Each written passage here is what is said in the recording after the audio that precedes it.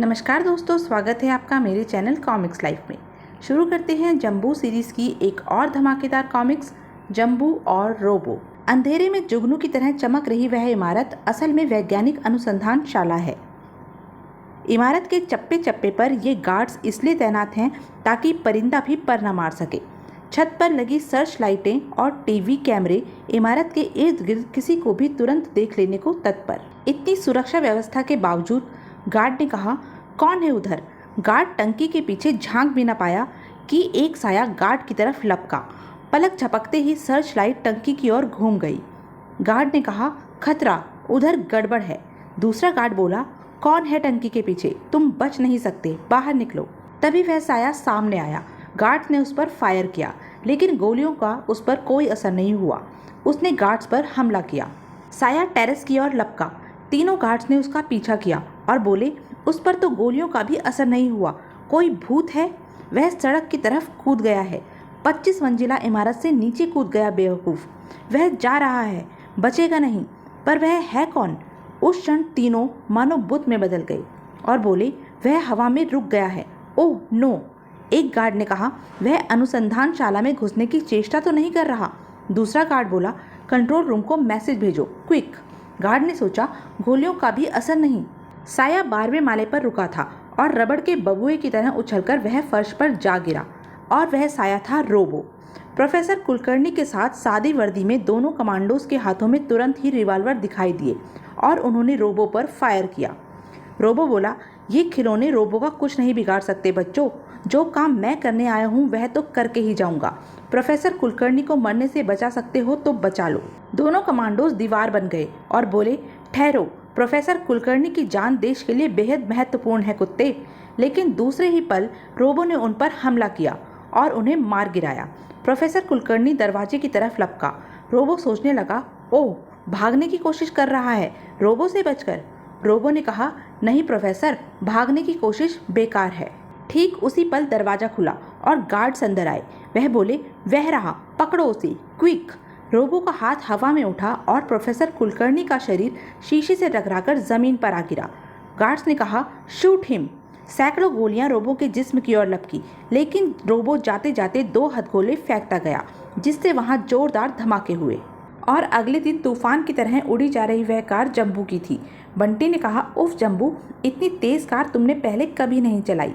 जंबू ने कहा, मैं नहीं चाहता बंटी कि कैंसर का इलाज लगभग खोज चुके प्रोफेसर कुलकर्णी की तरह हमारे देश का दूसरा कोई महान वैज्ञानिक रोबो की हिंसा का शिकार हो। सूचना मिली है कि इस समय रोबो नाभा एटॉमिक पावर स्टेशन में मौजूद है। बंटी ने कहा, ओह। जंबू बोला, और आज मैं किसी भी कीमत पर इस हरामजादे का नाम पता पूछ लेना चाहता हूँ। वह रहा नाभा एटॉमिक पावर स्टेशन। ठीक इसी पल वहाँ एक जोरदार धमाका हुआ। बंटी ने कहा, जंबू, शायद रोबो ने अंदर तूफान मचा रखा है। जंबू बोला, मैं उस चिमटे की नाक चपटी कर दूंगा। और अभी वे कार से उतर भी नहीं पाए थे कि एक कार उनके आगे से होकर निकली। जंबू की छठी इंद्री सजग हो उठी। जंबू ने कहा, बंटी, उस कार में रोबो है, हमें उसे रोकना है। बंटी ने कहा, तो बनाओ फिर से कार का रॉकेट। जंबू की कार भूत की तरह उसके पीछे लग चुकी थी। जंबू ने कहा, बंटी, रोबो की कार टारगेट पर लो और ऑटोमेटिक गन का लीवर दबाओ। कार के टारगेट पर आते ही बटन दबा दिया गया और फिर ऑटोमेटिक गन से फायरिंग शुरू हो गई। रोबो ने सोचा, ओह, रोबो की कार पर हमला। जंबू अपनी कार रोबो के निकट ले आया और बोला, रोबो बेटे, अगर पानी के बताशे की तरह नहीं फूटना चाहते तो कार रोक दो। रोबो ने सोचा, जंबू।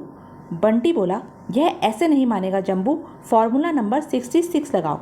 जंबू ने कहा, ओह, फार्मूला नंबर 66। दोनों कारें बराबरी पर दौड़ती रही, जबकि जंबू की कार से निकली कुछ किरणें अपना काम गुपचुप कर रही थी।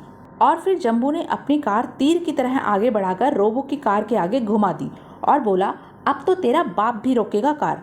और अगले ही क्षण रोबो कार की बॉडी सहित हवा में उछला। जंबू ने कहा, क्यों रोबो बेटे, हो गए ना पंक्चर?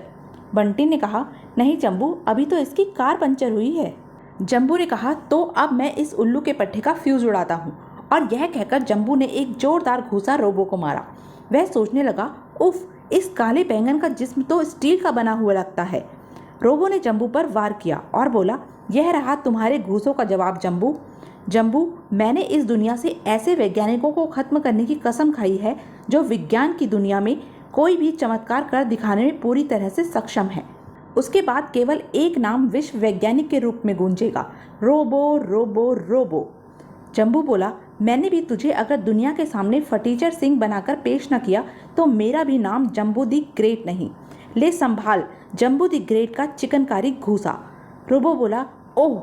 रोबो ने भयंकर हुंकार भरी और जम्बू की कार उठा ली। बंटी चीखा, जम्बू बचाओ। जम्बू ने सोचा, अरे इस हुक्म के इक्के ने तो कार को उठा लिया, अंदर बंटी है। रोबो ने कार जम्बू की ओर उछाल दी। जम्बू सोचने लगा, बच बेटा जम्बू, इस बार तेरा पाला किंग कॉन्ग से पड़ा है। बंटी चिल्लाया, जम्बू मुझे बाहर निकालो। तभी पुलिस के सायरन से वातावरण गूंज उठा। रोबो बोला, जम्बू, मैं आज नाभा एटॉमिक पावर स्टेशन समाप्त करने आया था। कुछ क्षण बाद स्टेशन समाप्त हो जाएगा। कल रात मैं प्रोफेसर भास्कर का अपहरण करूंगा। अगर हिम्मत हो तो मुझे रोक लेना। अलविदा। जम्बू ने कहा, अबे नहीं रोबो प्यारे, अपने बंटी का कचरा बनाकर कहाँ जाता है रे? अबे रुक जा चिमटे। ठीक इसी पल एक भीषण विस्फोट से मानो धरती कांप उठी। जम्बू बोला, हो गया सब सत्यानाश। उसी शाम सीक्रेट सर्विस के चीफ मिस्टर सक्सेना के ऑफिस में। चीफ बोले, आओ जम्बू, अब बंटी कैसा है? जम्बू ने कहा, सिर पर टांके लगे हैं, लेकिन मैं आपका मैसेज रिसीव करते ही चला आया। चीफ ने कहा, जम्बू, यह कैसे हो सकता है कि किसी इंसान के जिस्म पर गोली तक असर न करे और वह तबाही बर्बादी मचाकर साफ निकल भागे? जम्बू ने कहा, रोबो मामूली इंसान नहीं है सक्सेना साहब, उसका जिस्म स्टील का बना है। अगर आज बंटी घायल न हो जाता तो मैं उस टिंडे का टमाटर बना देता, लेकिन मैं जल्दी ही उसका रहस्य जान लूँगा। रोबो प्रोफेसर भास्कर के अपहरण की धमकी दे गया है, उससे पहले ही हमें अपना जाल फैलाना होगा। चीफ बोले, प्रोफेसर भास्कर? ओह, विश्वविख्यात रोबोट निर्माता। प्रोफेसर कुलकर्णी की मौत का आघात ही भारत को बहुत गहरा लगा है जम्बू।